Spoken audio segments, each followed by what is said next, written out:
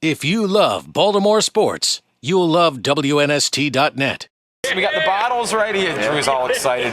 He sees the wines in the background. Look at that, Vermeil wine.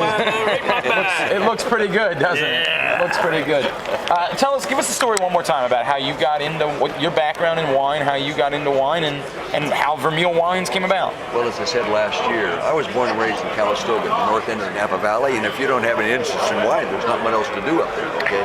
But my grandfather Vermeil made the Vermeil family wines, and my brother and I, Stan, we grew up sort of helping him as the kids, and especially as he got older. And so I think that my dad had a great appreciation for wine, therefore I have a bottle of wine called Jean-Louis Vermeil, my dad's name, my great-grandfather's name.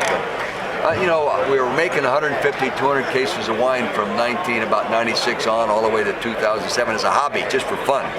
And some friends came to me after I got out of coaching and asked if we'd be interested in turning it into a business. And we met. These are good friends. We decided to do it, and now we're making between 4,000 and 5,000 cases of wine there in Calistoga. By the way, I believe Drew has had about 4,000 cases of wine just this week. Yes, well, certainly this week I have, that's for sure. Coach, we're going to talk more about the wines we go on. I want to get into a little bit of football conversation and unique scenario that the Ravens are going to go through, and I want to compare it to you guys in the Super Bowl against the Patriots, to go through a sort of crushing loss. Not, you lose a game, but for it to be right back, you guys battled back and it was tied at the end, and then Tom Brady just did the thing, marched him down the field. What is it like to have to bounce back from a crushing loss like that and try to erase the emotions so quickly? Well, most coaches that coach in the NFL gain the experience of handling adversity early. Sure. And if you can't handle adversity, you can't be successful. How you handle adversity in the National Football League will determine how successful you are, not how many wins you get. If you don't handle the adversity properly, you're never going to be a successful winner. And both these coaches have had tremendous losses in their career, just like they've had tremendous wins. And you learn to overcome those by the confidence you have in yourself and your staff and your players, and you just keep building, and you stop making the mistakes that created the bad experience.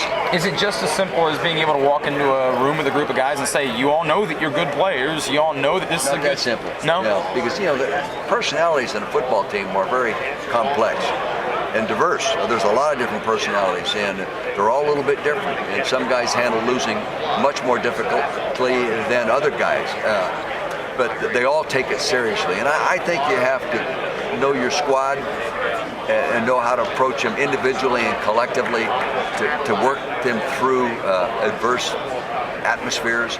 But if you can't do that, you aren't going to be successful. That's all it is to it. Is it tougher for a coach like John Harbaugh, who has gotten so close now? He's been right on the cusp in 4 seasons of getting here to the Super Bowl, hasn't quite do it. Is it tougher an environment where you start to maybe feel as though, well, maybe now we're just not quite good enough?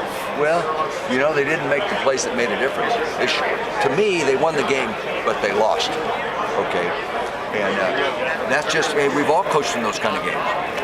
Evans catches the pass, they win. Right. The field goes, puts them in overtime. There's always a few variables that sometimes you just can't control. But what you have to do, or keep striving to do, is to get good enough so that 1 or 2 plays doesn't make the difference in the outcome. And John Harbaugh will get that done. I believe that. He will handle adversity properly. First off, he was born and raised in football. He knows he isn't going to win every ball. He knows he's going to lose some big games. And he knows, I think, how to diffuse it and get over it and gradually go on and correct what he has to do and keep working to get better players. That's what I wanted to ask you about, Coach. How did you settle with losing? Early on in your career, I know you've talked about a lot how it used to, how it would eat you up. And it ate me alive. It did a bad job. Right. And so what happened? How did you settle with it in your own mind? First off, you can't blame yourself. I, as the head coach of the Eagles, used to blame myself for losing. Even when we were good, if we lost a tough game and we fumbled and gave them a ball when we were going into scores, we don't win the game, I would blame myself for calling that play. If I hadn't called that play and I threw a pass instead of running it, we wouldn't have fumbled. Right. I mean, it's a real downhill spin. That's what happened to me. John Harbaugh is too smart to allow that to happen to him. But that's what drove me out of coaching. Right. When the losing gets so bad that it negatively influences your preparation for the next game, you better take a break. That's what happened to me. And then how did you settle with it in St. Louis? How did it? Well, how I did it was out become of the easier? game for 14 years. Right. I grew up. I Right. matured. You had some more wine. Yeah, I drank some more wine. Good thought there. You need a but marketing guy, let me know. You know, and I spent some dollars with some professional people, getting to know myself better. And I got rid of some insecurities, you know, and I better appreciated the things that I did well and didn't hang on to the things I didn't do well.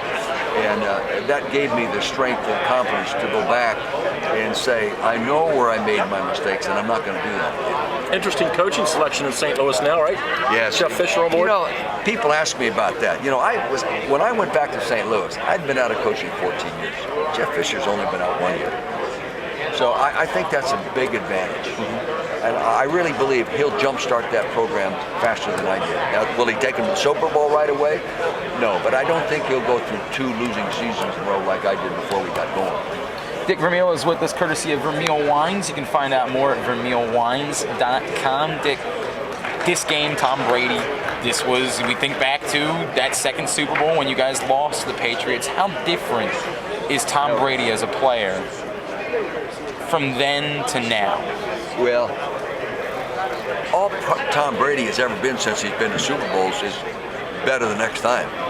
You know, sometimes when you lose a game in Super Bowl, it's not that you didn't play well. You know, they really beat the Giants and lost. Okay, on a fluke touchdown. I mean, a fluke catch. Never But be made defense, again.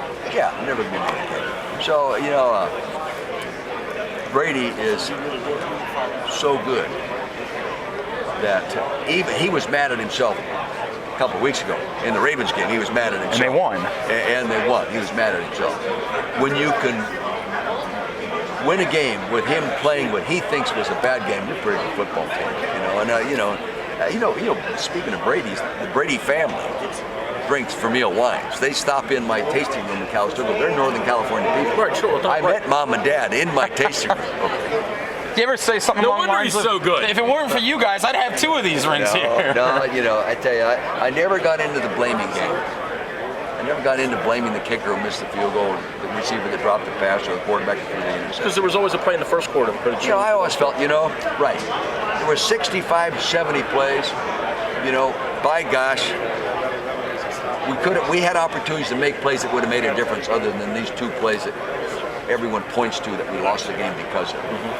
There's a real unique story here in this game with Tom Coughlin, because I feel as though it's not really being talked about. Tom Coughlin's a guy that's been fired every week for, by fans, by the media for years But not now. by the ownership. Right, not by the ownership, but he's been regularly fired and just beaten up, and you don't understand players, you can't work with players, and he's on the cusp of perhaps becoming a 2-time champion as a head coach, and maybe going into that realm of greatest head coaches of all time. How unique is this that we're seeing from Tom Coughlin, that he's battled all of this and just said, I'm going to keep being me? Well, Tom Coughlin is Tom Coughlin. I've known Tom Coughlin for a long time. I've had him on my practice field in Kansas City for a week after he got fired at Jacksonville. I've been at his golf tournaments down in Florida, Jacksonville, Florida. So I know him well, and he's a strong leader. He is what he is. You get what you see. There's not a phony bone in his body, and he's tough-minded. He's a lieutenant commander. He's a major general type guy, and I just think the team reflects him in tough times, and they respond and come back and play well. Coach, are you worried about the franchise in St. Louis at all with the games going over to London and some talk about LA getting a team at some point? Is it worry at all about the Rams? LA is eventually going to have a team. Is it going to be St. Louis moving? I don't know. I don't have a clue. But I think, first off, St. Louis has got to find out why they're losing. It's not always, they keep firing coaches. Right. It's not always a coach's fault. Right. Why aren't they able to keep them winning when you get a world championship? They've been to 2 Super Bowls in 2000, 2002. That's the last 12 years, right? And so, why can't they keep it going like Pittsburgh? Why can't they keep it going like Giants? Why can't they keep going like New England Patriots? Okay. Why can't they keep it going like Bill Walsh did in the 49ers? there's reasons beyond the coaching staff, and they've got to solve those problems as well as coaching problems. We appreciate you hopping in. You're not taking this with you, are you? Yes, I am. Oh, Coach, come on. At the end of the day, we're giving some away. Well, we need this as props. I'll be here. Okay. If you love Baltimore sports, you'll love WNST.net.